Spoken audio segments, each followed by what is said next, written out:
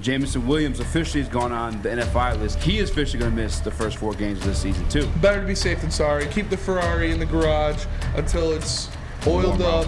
You know, the engine's warm, it's ready to go. Josh Paschal is almost like the international man of mystery. You never know when he's coming back. Damn, how long did he get back from that? That's 4 games you're going to miss? Like, jeez, oh, Pete. Yeah, that's a lot. Until I see him on the field, I might be thinking, that Nakobe Dean, that might have been the better pick. Really close, that's like around 200. Honestly, I trust Brad Holmes implicitly, but it makes you feel a lot better when you know the guys that you drafted or the guys you paid are there. Sean Dion Hamilton Yes. has officially been the first cut. Well, not the first cut, I apologize. But was cut from Detroit Lions today as part of their roster moves, going from 85 to 80 players. Everybody else was kind of hitting like taxes, though. Yeah. He saw me dropping all those He pens. dropped like 5 Fumble! pens. I know, where you get on the ball. How you feeling about the Lions' latest roster move, Spinny? I mean, yeah, Sean Dion Hamilton gets the cut. That means maybe they've got some faith in Jared Davis. Maybe they think he can be a piece. Obviously, we know that linebacking core is suspect. We got our boy Malcolm Rodriguez in there. We got Chris Board, Alexander Zaloni, Jared Davis, Derek Barnes, and they lose Sean Dion Hamilton. So that must mean that. Do you think that means Jared Davis is making that team? Because all projections that the starters are probably going to be Malcolm and Alex Anzalone. Yeah. So Derek Barnes and Chris Board are probably 1-2 right after that. So is Jared Davis another guy that's going to get cut eventually? Do you keep him around? Is he a special teamer? What do you do with Jared Davis? You spun that into a hell of a segue there. I think he may make the team. I feel like they're just trying. I feel like there's still a lot of stuff that's up in the air right now. There's I think 8 or 9 roster spots that have not been decided as far as even like starters go. So I think it's very much still competition, and unfortunately Sean Dion Hamilton didn't make the cut. As you see the rest of the roster moves, I'll go down the list for you guys too. They placed Jason Kapinda, Romeo Aquar, and Josh Paschal on the PUP list. That's the physically unable to perform list, and that means they're going to miss the first 4 games of this season, as well as Jameson Williams officially has gone on the NFI list, non-football injury list. He is officially going to miss the first 4 games of this season too, and I got some heat for it because I said he was going to be back by week 2. But I was talking to a doctor. I was going off a doctor's opinion, and now I know maybe to avoid those every once in a while. But the linebacker situation, I don't know, man. I can see Jared Davis getting cut still. I just think they had to get rid of this. They had to take 5 spots down, and they were smart. They took 4 of them and made them like, PUP list guys, and then NFI list. Sam, what was your takeaway? I mean, I think it means that Jared Davis is probably going to make the team. I was a little bit on the fence before because, I mean, he's Jared Davis. He had 1 decent year, and he's come back. He hasn't looked very good in the preseason. All reports are he struggled in practice, but he's still a name. I mean, Sean Dion Hamilton, we could kind of see it coming. I'm not really brokenhearted for the guy. Yeah. It's sad for him, but there was no chance. None. Yeah. Yeah, and here's our Detroit Lions beat reporter, Madeline Miller, as you know, newly dubbed Detroit Lions beat reporter, put out the tweet, and she detailed all of it. Like you said, released is Sean Dion Hamilton.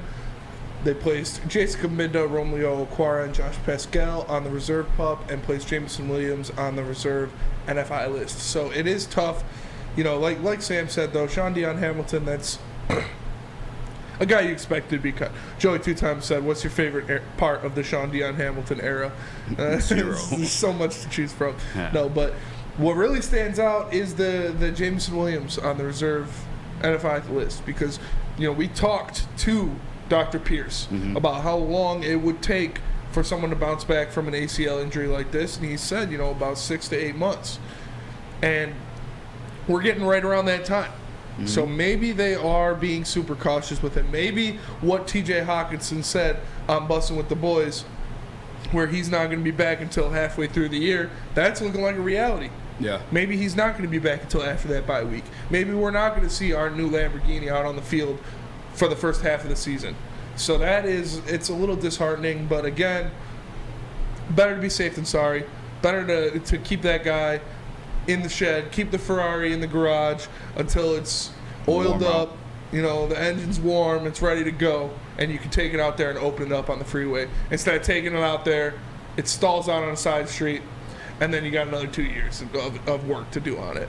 So I'd like to see the guy get as healthy as he can to get to 150% before we put him out on that field, because knees are a tricky thing. And even though the ACL injury isn't what it used to be, it's not a career ender by any means. It's still, for a guy like that who is built off speed, built off his explosiveness, built off his change of speed and quick cutting, it's better to be safe than sorry to put him out there back on a bum knee.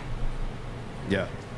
No, I'm with you on that one. One that did, I'm not going to say surprised me, but I wasn't happy to see. And my happiness doesn't matter to the production of this football team. But Josh Paschal, second round pick for the Detroit Lions this year, a guy that I had high expectations for. He's in the PUP list. Now, again, this only means the first 4 games, but nonetheless, for a hernia injury that we spoke with Dr. Pierce on as well, he said that could be like 3 to 4 weeks at times. And he already had the surgery back in spring. So it's like, damn, how long did you get back from that? That's 4 games you're going to miss? Like, geez, oh, Pete. Yeah, that's a lot for a minor surgery like a sports hernia to recover from that. Obviously, they need it to be healthy before you do all the heavy lifting, before you're exerting so much energy that it can open up again, and you'll be, like I said, right back on the shelf. So it is tough to see that guy, another second-round pick of Brad Holmes, that is injured, that is not going to be able to start the season, that's not going to be able to play for at least the first 4 weeks of the season, where we can use a guy like that. We need a guy like that to get off to a hot start. You need your second-round pick on a team like this, especially at the position he's in, especially with the injuries they're already dealing with on that defensive line. We talked about Levi, Julian, Romeo. You add Paschal to that, that's just another piece you're missing. Yeah, Bugs, Kaminsky, and Austin Bryant look good, but they're not these high-end pieces that you use top-tier draft picks on that you want to see go out there and perform. 100%. And that just sucks the most is the Josh Paschal thing. I don't understand how that would take 4 weeks, but I'm not a doctor. Mike G in the chat said, I had a hernia once. Balls be like a low rider. I thought he had something genuine to say there. Well, Sam, how you feel about the Josh Paschal stuff? Because as you know, Detroit's notoriously almost cursed in the second-round picks. Oh, they most certainly have. And Josh Paschal is almost like the international man of mystery. You never know when he's coming back. You haven't really seen him on Hard Knocks or hasn't really made much of a presence in practice. Honestly, I trust Brad Holmes implicitly. But seeing how he's not playing to start the year and that hernia seems to be taking a real long time to heal, there's part of me that's like, still has a little bit of Nakobe Dean envy. Should we have went after someone like him? And Josh Paschal, you can never have too many pass rushers. That's obvious. But we also, that linebacking core is looking pretty rough. So I hope that that's not the case. I hope Josh Paschal can come back and be productive and be what we hope he will be. But until I see him on the field, I might be thinking, that Nakobe Dean, that might have been the better pick. He was available then. Nobody expected he would be. But I'm rooting for the guy. But there's just so much mystery surrounding him right now. Yeah. Desmond Ridder, Malik Willis, that's like around 2, I'm just saying. No, but honestly, I hate it. Josh Paschal stuff specifically, that the 4 weeks thing, it's a big turnoff to me. And that hip injury was one dating back to his days in college. Yeah. That's why I didn't play in his final bowl game. Yeah. Similar situation with Levi Onwuzurike and his back injury. That was one that was previously known about. And we still drafted these guys super early. Now, maybe that's their draft value. I mean, obviously, Brad Holmes probably knows a little bit more what's going on. You saw him jump in front of the Eagles to take Aleem McNeil in other circles, and how people feel about these players, when he should grab them or not. But just want to keep an eye out, man. If there's any nick in the armor, or not even want to call it that yet because it's way too early, but if there's anything to keep an eye out for, it's maybe prone to drafting guys that are injury prone. Yeah, for sure. And another guy that it kind of upsets me is Romeo Okwara, man. It's like you're starting off on the pup again. Like that's 4 weeks again you're missing. I mean, I know it takes a lot to get back from Achilles injury, but I want to see him out on that field so bad, selfishly, so bad. Like that was our 10-sack guy. That was our big money guy. We paid him a bag, and now he's been out for 3/4 of a season, and now the first quarter of this season. So I don't know, man. It troubles me with all these defensive line injuries. Like that was a team we talked about the depth on that defensive line. how we have a bunch of guys that we can rotate in there at pass rusher, at defensive tackle. We can move Aiden or Paschal inside because we've got the Okwaras and Charles Harris and these other guys that we can put on the outside. But now it's looking pretty thin. It's looking pretty thin if we're going to be relying on Austin Bryant and John Kaminsky, to be actual guys playing, big snap counts, playing a lot of downs for this defense. It doesn't look as good as it did in that first glance of this team, especially when you're going up against one of the best offensive lines in the NFL week 1 against the Eagles. 100%. But I do like the Brad Holmes, like the way they kind of manipulated the roster cut down segments. Some of these guys had to go on the list. Romeo Okwara, the one you were just speaking of, with the Achilles injury, it takes a while to come back from. Yeah. Especially an explosive position like a defensive lineman or edge rusher, as you should say, in his position. But I like that it gave the coaches a little bit more time with some of these, because there's a lot of guys that Maurice Alexander's now become a conversation. Tom Kennedy, I know that Sam, you hate him, but he's been a conversation.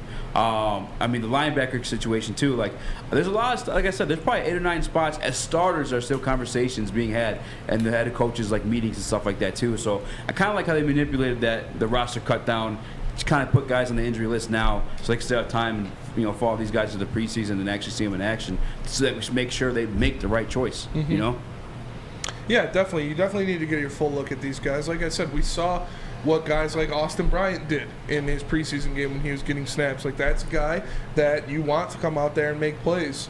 But it makes you feel a lot better when you know the guys that you drafted or the guys you paid a lot of money or invested a lot of draft capital in are there and are available to do things like that. Chris Matlock says in the chat, with these hurry-up offenses, you need people who can jump in and out and make a quick play. And depth in that line is a key to covering up that back seven, and it's definitely true.